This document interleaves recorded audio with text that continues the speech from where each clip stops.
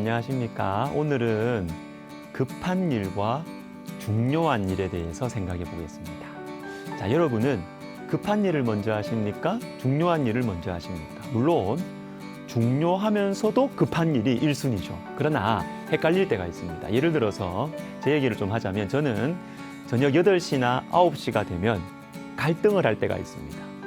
뉴스를 볼 것인가 아니면 가족들과 대화를 할 것인가. 뉴스는 그 시간 아니면 못 봅니다. 급한 일이죠. 그런데 가족들과 대화하는 것은 급한 일은 아닙니다. 그러나 매우 중요한 일이에요. 뉴스는 다른 시간에 또는 다른 방법 인터넷으로 이렇게 볼 수도 있거든요. 그러나 자녀들은 기다려주지 않습니다. 아내와 대화할 시간은 뉴스를 보는 것과는 비교할 수 없이 소중합니다. 급한 일과 중요한 일, 무엇을 선택해야 할까요?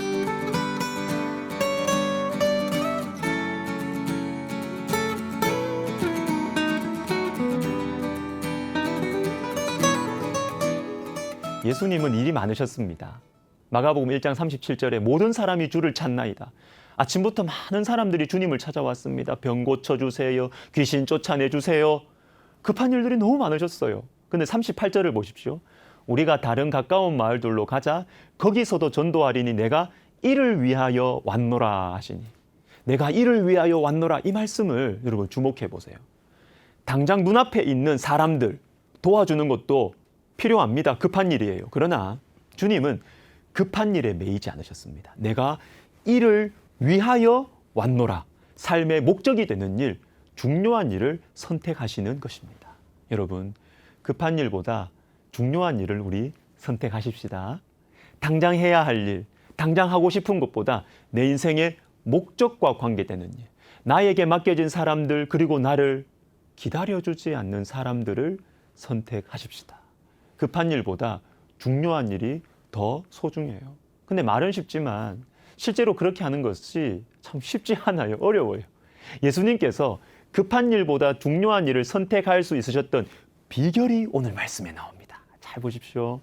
35절에 새벽 아직도 밝기 전에 예수께서 일어나 나가 한적한 곳으로 가서 거기서 기도하시더니. 새벽 아직도 밝기 전, 한적한 곳, 여기에 비결이 있는 것입니다. 내 인생의 주인이신 하나님과 독대하는 고요한 시간과 공간, 여기에서 내가 왜 살지?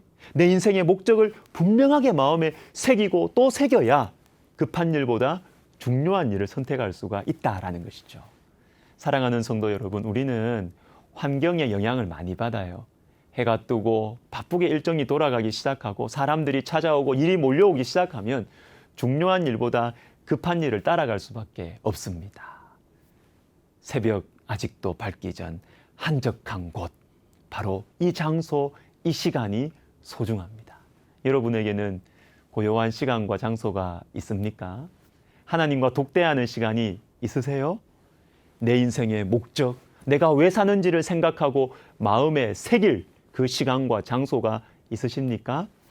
짧은 시간이지만 이 생명 양식이 여러분에게 새벽 아직도 밝기 전 한적한 곳이 되기를 바랍니다. 하루를 바쁘게 시작할 때 생명 양식을 조금이라도 이렇게 보는 거예요. 이거 들으면서 출근하는 것이에요. 이거 들으면서 설거지도 하는 거예요. 이 생명 양식을 통해서 하나님을 생각하고 나를 생각하고 그리고 짧게나마 기도하는 가운데 염려와 두려움을 맡겨드리고 주님의 평안과 지혜를 얻게 되시기를 바랍니다. 그러면 저와 여러분도 예수님처럼 급한 일보다 중요한 일을 선택할 수 있을 것입니다. 기도하겠습니다. 하나님 아버지, 우리는 매일 실수합니다.